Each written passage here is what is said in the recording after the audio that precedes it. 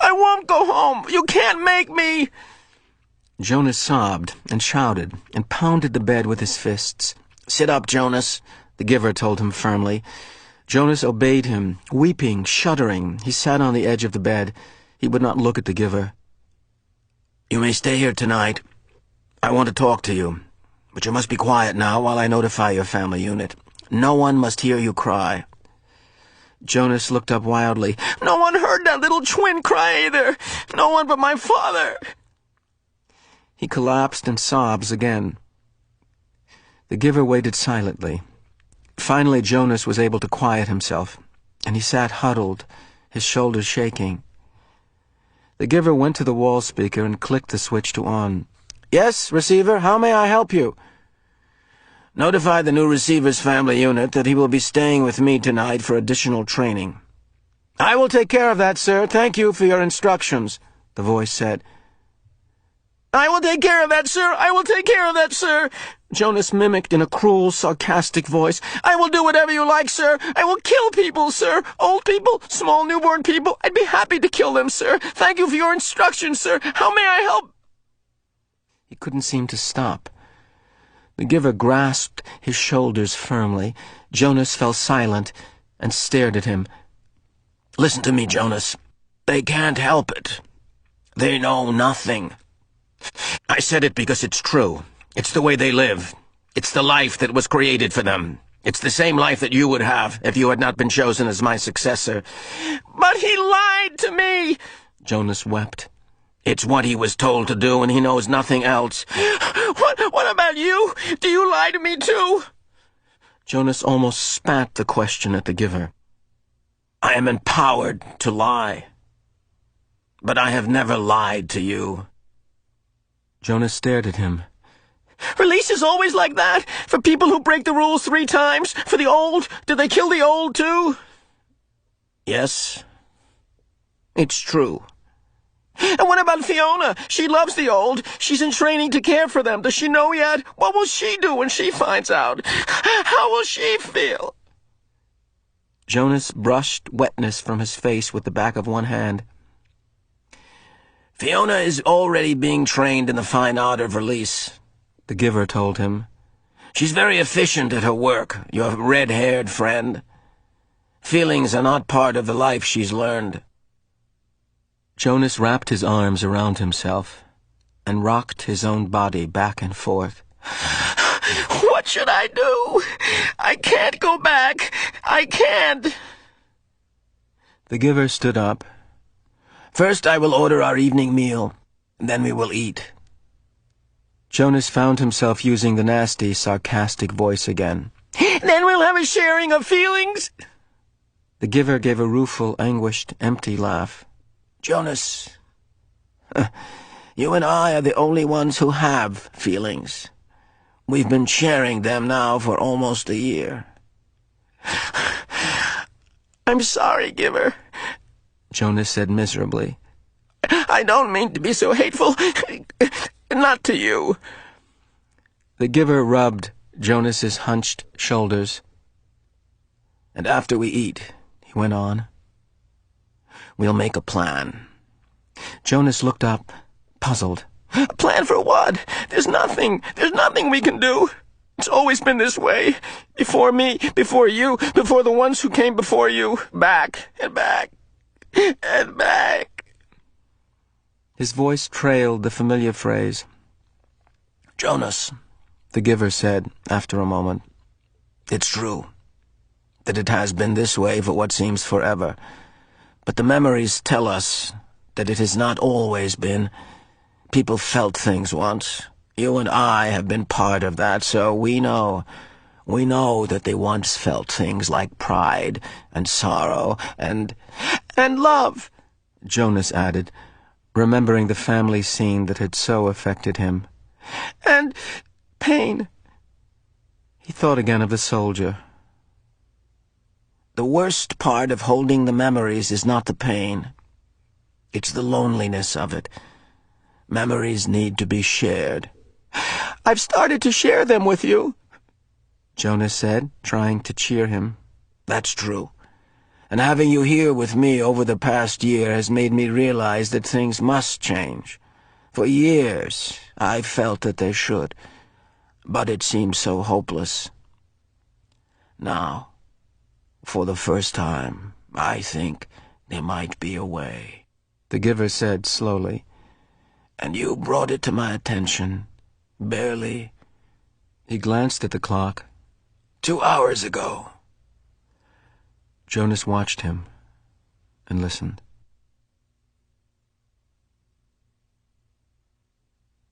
It was late at night now. They had talked and talked. Jonas sat wrapped in a robe belonging to the giver, the long robe that only elders wore. It was possible, what they had planned, barely possible. If it failed, he would very likely be killed. But what did that matter? If he stayed, his life was no longer worth living. "Yes," he told the giver. "I'll do it. I think I can do it. I'll try anyway. But I want you to come with me."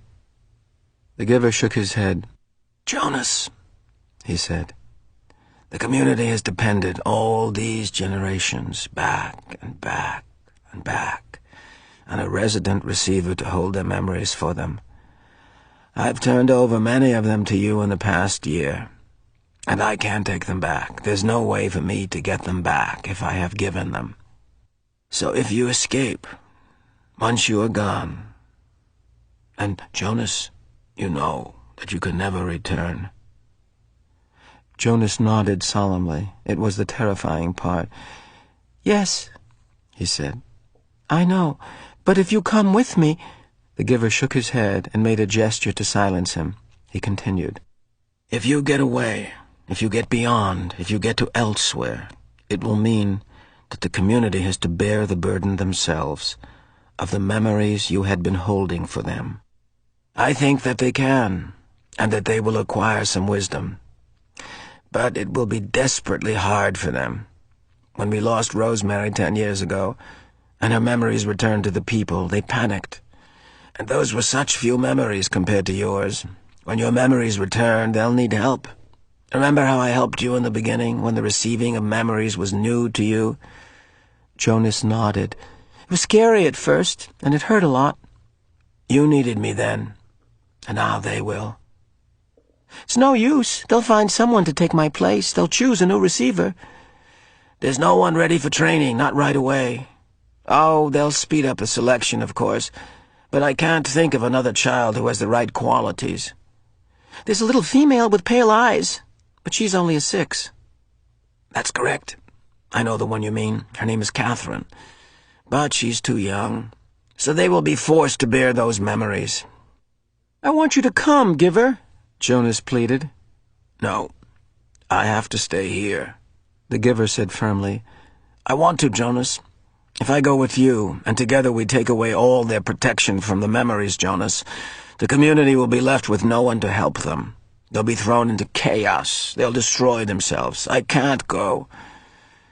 "Giver," Jonas suggested, "you and I don't need to care about the rest of them." The giver looked at him with a questioning smile. Jonas hung his head. Of course they needed to care. It was the meaning of everything. "And in any case, Jonas," the giver sighed, "I wouldn't make it. I'm very weakened now. Do you know that I no longer see colors?" Jonas's heart broke. He reached for the giver's hand. "You have the colors," the giver told him, "and you have the courage.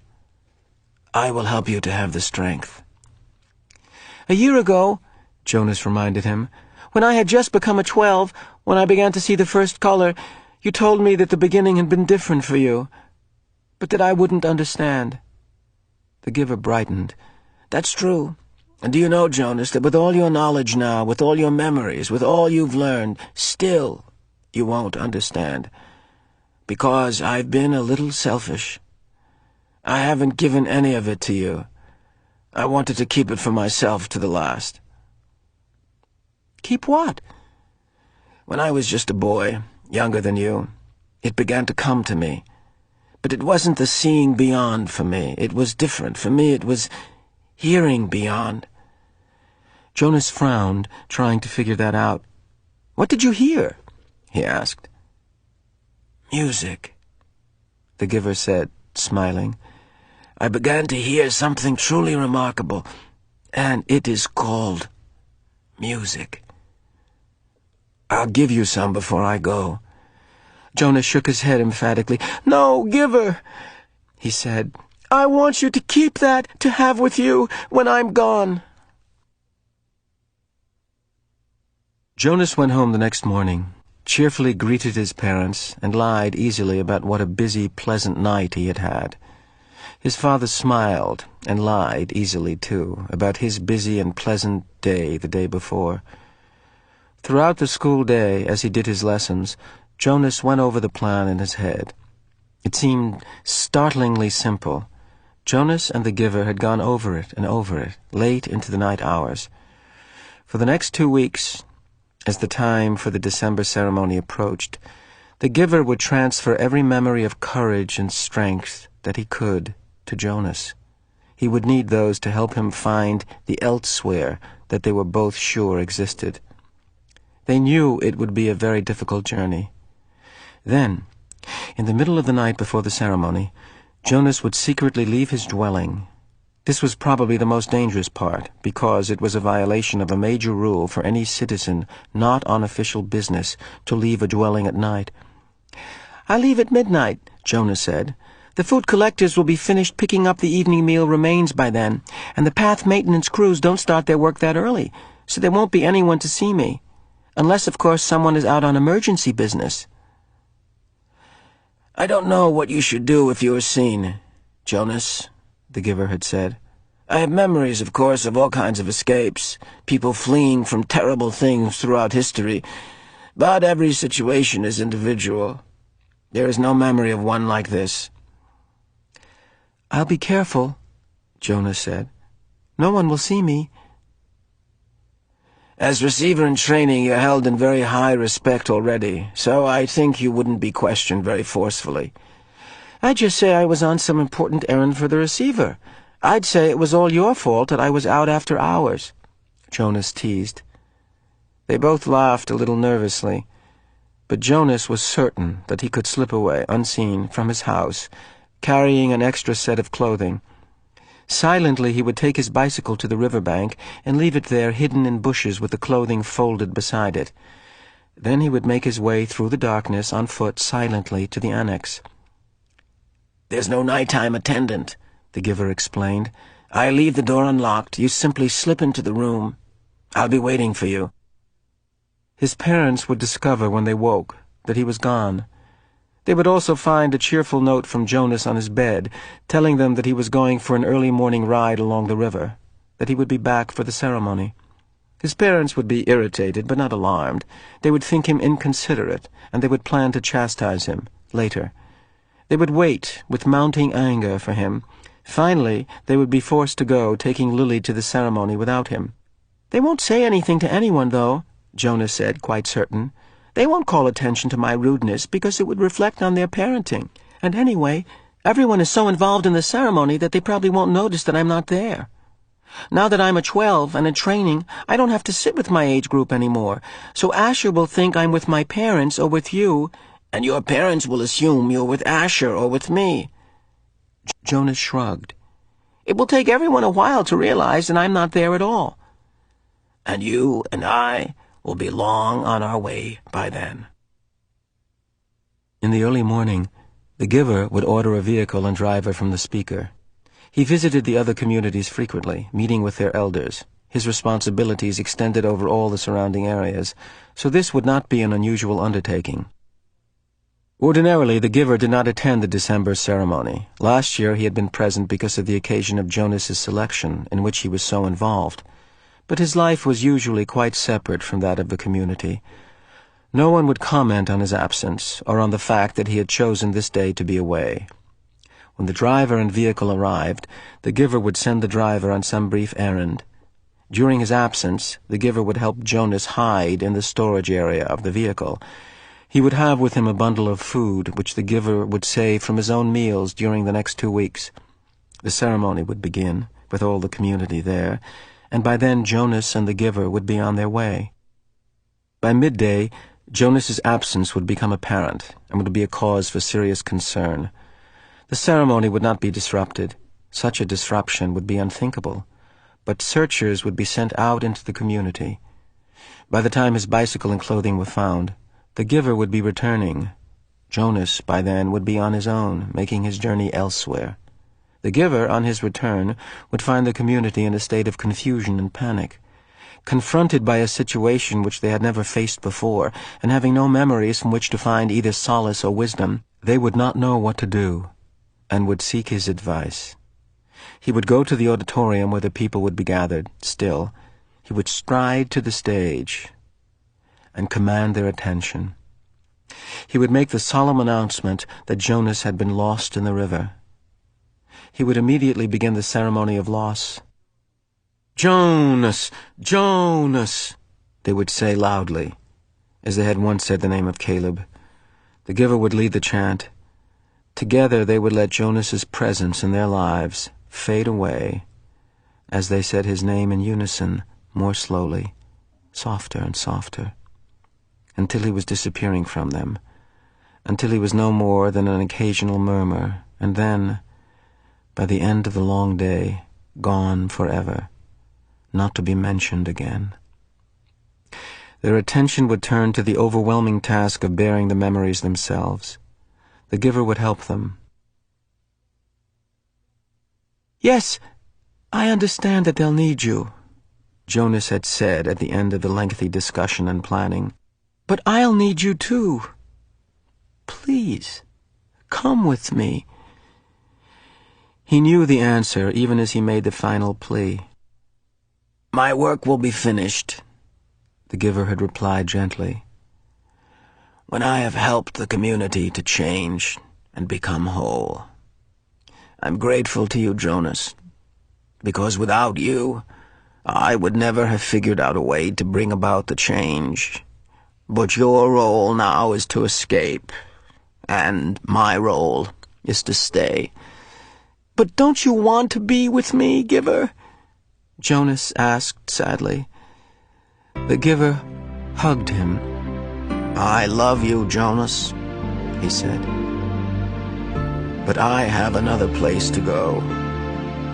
When my work here is finished, I want to be with my daughter." Jonas had been staring glumly at the floor. Now he looked up, startled. "I didn't know you had a daughter, Giver. You told me that you'd had a spouse, but I never knew about your daughter." The Giver smiled and nodded. For the first time in their long months together, Jonas saw him look truly happy. "Her name was Rosemary," the Giver said. It would work. They could make it work. Jonas told himself again and again throughout the day. But that evening everything changed. All of it. All the things they had thought through so meticulously fell apart. That night, Jonas was forced to flee. He left the dwelling shortly after the sky became dark and the community still. It was terribly dangerous because some of the work crews were still about. But he moved stealthily and silently, staying in the shadows, making his way past the darkened dwellings and the empty central plaza toward the river. Beyond the plaza he could see the house of the old, with the annex behind it, outlined against the night sky. But he could not stop there. There was no time. Every minute counted now, and every minute must take him farther from the community. Now he was on the bridge, hunched over on the bicycle, pedaling steadily. He could see the dark, churning water far below. He felt, surprisingly, no fear, nor any regret at leaving the community behind. But he felt a very deep sadness that he had left his closest friend behind. He knew that in the danger of his escape he must be absolutely silent. But with his heart and mind, he called back and hoped that with his capacity for hearing beyond, the Giver would know that Jonas had said goodbye. It had happened at the evening meal. The family unit was eating together as always. Lily chattering away, mother and father making their customary comments and lies, Jonas knew, about the day. Nearby, Gabriel played happily on the floor, babbling his baby talk, looking with glee now and then toward Jonas, obviously delighted to have him back after the unexpected night away from the dwelling. Father glanced down toward the toddler. "Enjoy it, little guy," he said. "This is your last night as visitor." "What do you mean?" Jonas asked him. Father sighed with disappointment. "Well, you know he wasn't here when you got home this morning because we had him stay overnight at the nurturing center. It seemed like a good opportunity with you gone to give it a try. He'd been sleeping so soundly." "Didn't it go well?" Mother asked sympathetically. Father gave a rueful laugh. "Ha, that's an understatement. It was a disaster.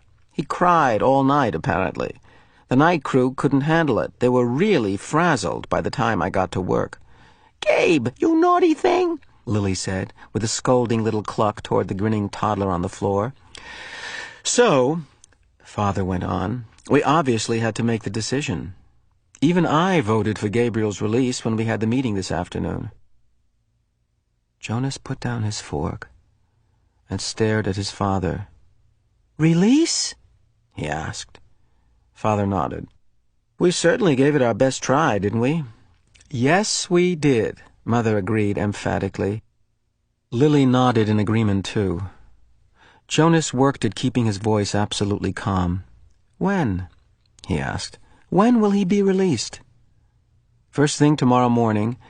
We have to start our preparation for the naming ceremony, so we thought we'd get this taken care of right away. It's bye-bye to you, Gabe, in the morning," Father had said in his sweet, sing-song voice.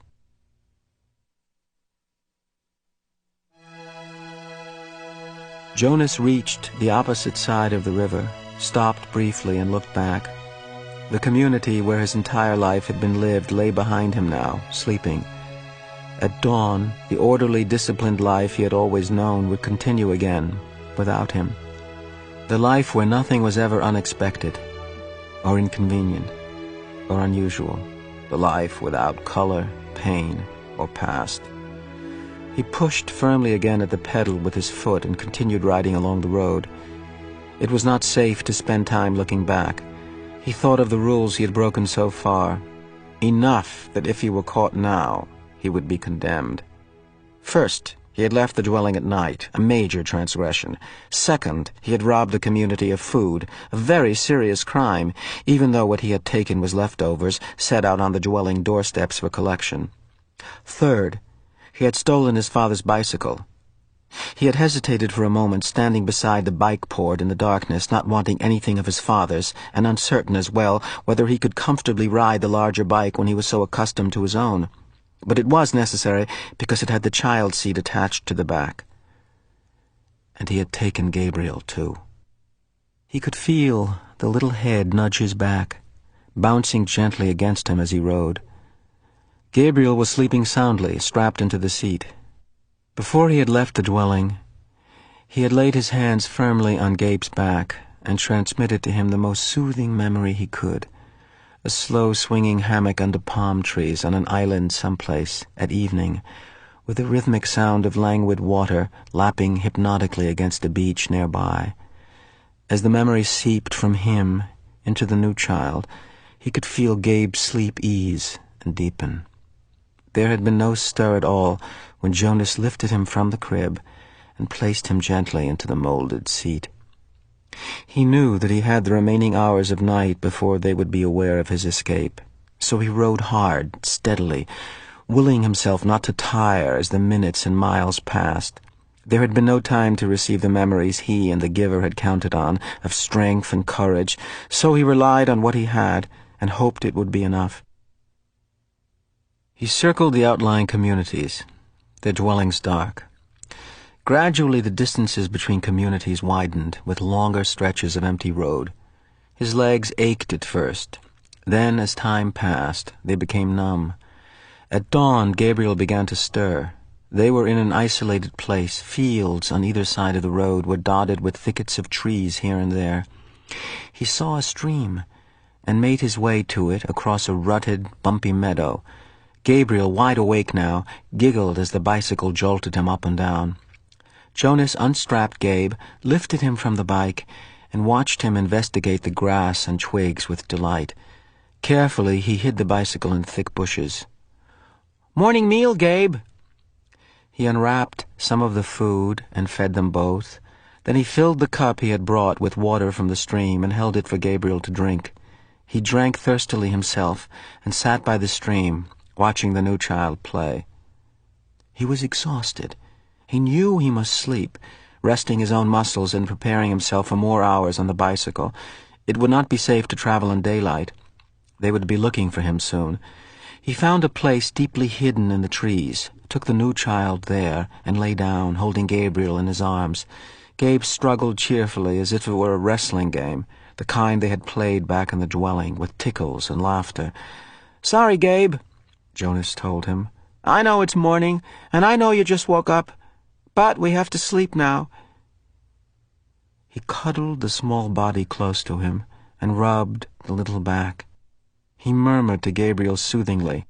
Then he pressed his hands firmly and transmitted a memory of deep, contented exhaustion. Gabriel's head nodded after a moment and fell against Jonas's chest. Together, the fugitives slept through the first dangerous day. The most terrifying thing was the plains. By now, days had passed. Jonas no longer knew how many. The journey had become automatic.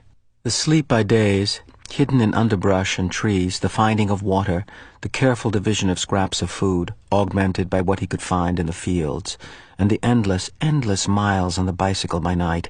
His leg muscles were taut now. They ached when he settled himself to sleep, but they were stronger, and he stopped now less often to rest. Sometimes he paused and lifted Gabriel down for a brief bit of exercise, running down the road or through a field together in the dark. But always, when he returned, strapped the uncomplaining toddler into the seat again and remounted, his legs were ready. So he had enough strength of his own and had not needed what the Giver might have provided had there been time.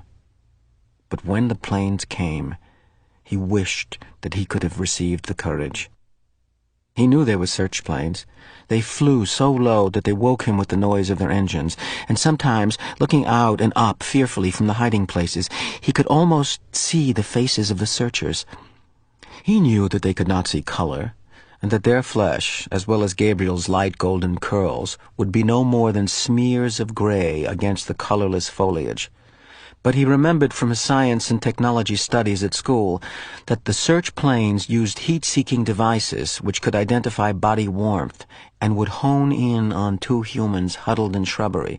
So always, when he heard the aircraft sound, he reached to Gabriel and transmitted memories of snow, keeping some for himself. Together they became cold, and when the planes were gone they would shiver, holding each other, until sleep came again. Sometimes, urging the memories into Gabriel, Jonas felt that they were more shallow, a little weaker than they had been. It was what he had hoped and what he and the Giver had planned, that as he moved away from the community, he would shed the memories and leave them behind for the people. But now, when he needed them, when the planes came, he tried hard to cling to what he still had of cold and to use it for their survival. Usually the aircraft came by day when they were hiding. But he was alert at night, too, on the road, always listening intently for the sound of the engines. Even Gabriel listened and would call out, "Plane! Plane!" sometimes before Jonas had heard the terrifying noise. When the aircraft searchers came, as they did occasionally, during the night as they rode, Jonas sped to the nearest tree or bush, dropped to the ground, and made himself and Gabriel cold. But it was sometimes a frighteningly close call. As he pedaled through the nights, through isolated landscape now, with the communities far behind and no sign of human habitation around him or ahead, he was constantly vigilant, looking for the next nearest hiding place should the sound of engines come. But the frequency of the planes diminished. They came less often and flew, when they did come, less slowly, as if the search had become haphazard and no longer hopeful. Finally, There was an entire day and night when they did not come at all. Now the landscape was changing. It was a subtle change, hard to identify at first. The road was narrower and bumpy, apparently no longer tended by road crews. It was harder suddenly to balance on the bike as the front wheel wobbled over stones and ruts. One night Jonas fell when the bike jolted to a sudden stop against a rock. He grabbed instinctively for Gabriel, and the new child, strapped tightly in a seat, was uninjured, only frightened when the bike fell to its side. But Jonas's ankle was twisted, and his knees were scraped and raw, blood seeping through his torn trousers.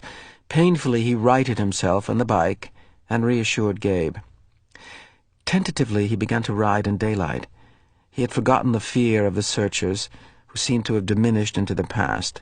But now there were new fears. The unfamiliar landscape held hidden, unknown perils. Trees became more numerous, and the forests beside the road were dark and thick with mystery. They saw streams more frequently now and stopped often to drink. Jonas carefully washed his injured knees, wincing as he rubbed at the raw flesh. The constant ache of his swollen ankle was eased when he soaked it occasionally in the cold water that rushed through roadside gullies. He was newly aware that Gabriel's safety depended entirely upon his own continued strength. They saw their first waterfall, and for the first time wildlife. "Plane! Plane!" Gabriel called, and Jonas turned swiftly into the trees, though he had not seen planes in days, and he did not hear an aircraft engine now. When he stopped the bicycle in the shrubbery and turned to grab Gabe, he saw the small, chubby arm pointing toward the sky. Terrified, he looked up, but it was not a plane at all. Though he had never seen one before, he identified it from his fading memories, for the Giver had given them to him often. It was a bird. Soon there were many birds along the way, soaring overhead, calling. They saw deer, and once beside the road, looking at them, curious and unafraid, a small, reddish-brown creature with a thick tail, whose name Jonas did not know. He slowed the bike, and they stared at one another until the creature turned away and disappeared into the woods. All of it was new to him. After a life of sameness and predictability, he was awed by the surprises that lay beyond each curve of the road. He slowed the bike again and again to look with wonder at wildflowers, to enjoy the throaty warble of a new bird nearby, or merely to watch the way wind shifted the leaves in the trees. During his 12 years in the community, he had never felt such simple moments of exquisite happiness. But there were desperate fears building in him now as well. The most relentless of his new fears was that they would starve. Now that they had left the cultivated fields behind them, it was almost impossible to find food. They finished the meager store of potatoes and carrots they had saved from the last agricultural area, and now they were always hungry. Jonas knelt by a stream and tried without success to catch a fish with his hands. Frustrated, he threw rocks into the water, knowing, even as he did so, that it was useless. Finally, in desperation, he fashioned a makeshift net, looping the strands of Gabriel's blanket around a curved stick. After countless tries, the net yielded 2 flopping silvery fish. Methodically, Jonas hacked them to pieces with a sharp rock and fed the raw shreds to himself and to Gabriel. They ate some berries and tried without success to catch a bird. At night, while Gabriel slept beside him, Jonas lay awake, tortured by hunger, and remembered his life in the community where meals were delivered to each dwelling every day. He tried to use the flagging power of his memory to recreate meals, and managed brief, tantalizing fragments, banquets with huge roasted meats, birthday parties with thick frosted cakes, and lush fruits picked and eaten, sun-warmed and dripping from trees. But when the memory glimpses subsided, he was left with a gnawing, painful emptiness. Jonas remembered suddenly and grimly the time in his childhood when he had been chastised for misusing a word. The word had been starving. "You have never been starving," he had been told. "You will never be starving." Now he was. If he had stayed in the community, he would not be. It was as simple as that. Once he had yearned for choice. Then, when he had had a choice, he had made the wrong one, the choice to leave. And now he was starving. But if he had stayed, his thoughts continued. If he had stayed, he would have starved in other ways. He would have lived a life hungry for feelings, for color, for love. And for Gabriel there would have been no life at all. So there had not really been a choice. It became a struggle to ride the bicycle as Jonas weakened from lack of food, and realized, at the same time, that he was encountering something he had for a long time yearned to see. Hills. His sprained ankle throbbed as he forced the pedal downward in an effort that was almost beyond him.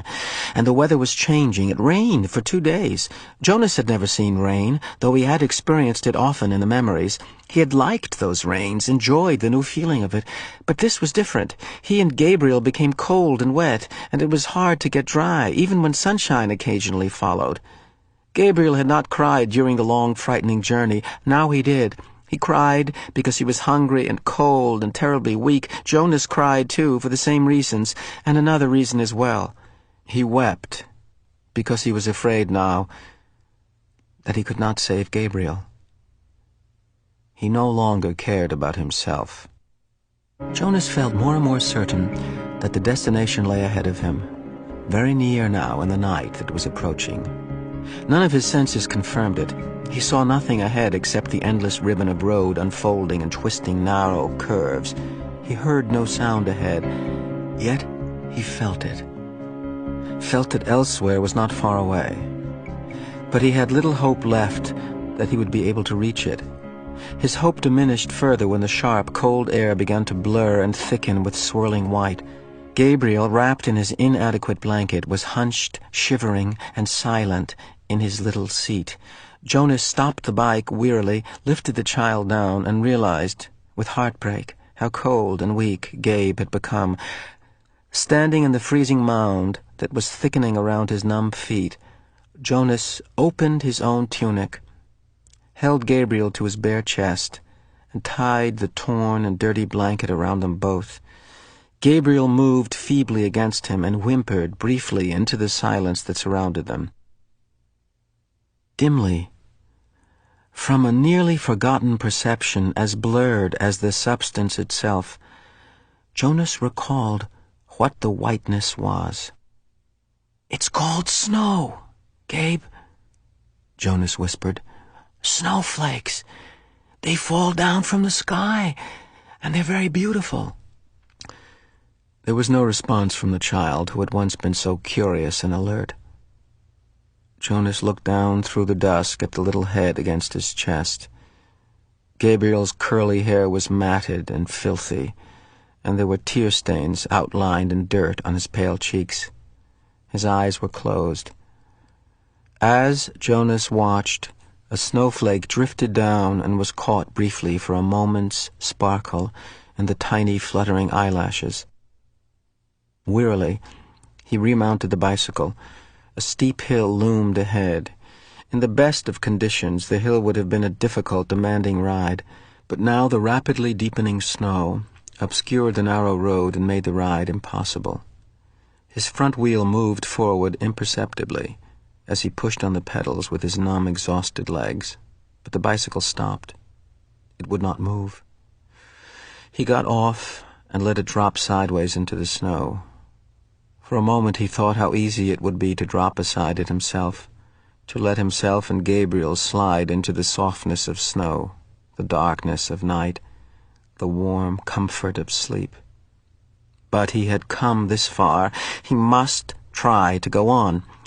The memories had fallen behind him now, escaping from his protection to return to the people of his community. Were there any left at all? Could he hold on to a last bit of warmth? Did he still have the strength to give? Could Gabriel still receive? He pressed his hands into Gabriel's back and tried to remember sunshine. For a moment it seemed that nothing came to him, that his power was completely gone. Then it flickered suddenly, and he felt Tiny tongues of heat began to creep across and into his frozen feet and legs. He felt his face begin to glow and the tense, cold skin of his arms and hands relax. For a fleeting second he felt that he wanted to keep it for himself, to let himself bathe in sunlight, unburdened by anything or anyone else. But the moment passed and was followed by an urge, a need, a passionate yearning to share the warmth with the one person left for him to love. Aching from the effort, he forced the memory of warmth into the thin, shivering body in his arms. Gabriel stirred. For a moment they both were bathed in warmth and renewed strength as they stood hugging each other in the blinding snow. Jonas began to walk up the hill. The memory was agonizingly brief. He had trudged no more than a few yards through the night when it was gone, and they were cold again. But his mind was alert now. Warming himself ever so briefly had shaken away the lethargy and resignation and restored his will to survive. He began to walk faster on feet that he could no longer feel, but the hill was treacherously steep. He was impeded by the snow and his own lack of strength. He didn't make it very far before he stumbled and fell forward. On his knees, unable to rise, Jonas tried a second time. His consciousness grasped at a wisp of another warm memory and tried desperately to hold it there, to enlarge it and pass it into Gabriel. His spirits and strength lifted with the momentary warmth, and he stood. Again, Gabriel stirred against him as he began to climb. But the memory faded, leaving him colder than before. If only he had had time to receive more warmth from the giver before he escaped. Maybe there would be more left for him now. But there was no purpose in if-onlys. His entire concentration now had to be on moving his feet, warming Gabriel and himself, and going forward. He climbed, stopped, and warmed them both briefly again, with a tiny scrap of memory that seemed certainly to be all he had left. The top of the hill seemed so far away, and he did not know what lay beyond. But there was nothing left to do but continue. He trudged upward. As he approached the summit of the hill at last, something began to happen. He was not warmer. If anything, he felt more numb and more cold. He was not less exhausted. On the contrary, his steps were leaden, and he could barely move his freezing, tired legs. But he began, suddenly, to feel happy. He began to recall happy times. He remembered his parents and his sister. He remembered his friends, Asher and Fiona. He remembered the giver. Memories of joy flooded through him suddenly. He reached the place where the hill crested, and he could feel the ground under his snow-covered feet become level. It would not be uphill anymore. "We're almost there, Gabriel," he whispered, feeling quite certain without knowing why. "I remember this place, Gabe." And it was true. But it was not a grasping of a thin and burdensome recollection. This was different. This was something that he could keep. It was a memory of his own. He hugged Gabriel and rubbed him briskly, warming him to keep him alive. The wind was bitterly cold. The snow swirled, blurring his vision. But somewhere ahead, through the blinding storm, he knew there was warmth and light. Using his final strength and a special knowledge that was deep inside him, Jonas found the sled that was waiting for them at the top of the hill. Numbly, his hands fumbled for the rope. He settled himself on the sled and hugged Gabe close.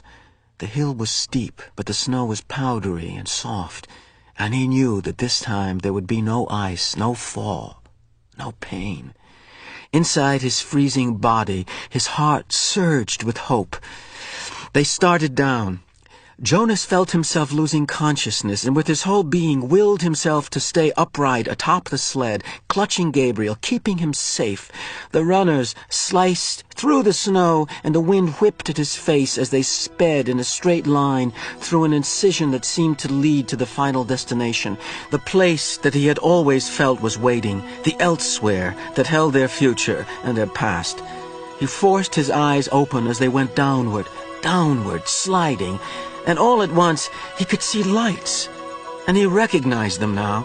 He knew they were shining through the windows of rooms, that they were red, blue, and yellow lights that twinkled from trees in places where families created and kept memories, where they celebrated love. Downward, downward, faster and faster. Suddenly, he was aware with certainty and joy that below, ahead, they were waiting for him, and that they were waiting, too, for the baby. For the first time, he heard something that he knew to be music. He heard people singing. Behind him, across vast distances of space and time, from the place he had left, he thought he heard music too. But perhaps it was only an echo.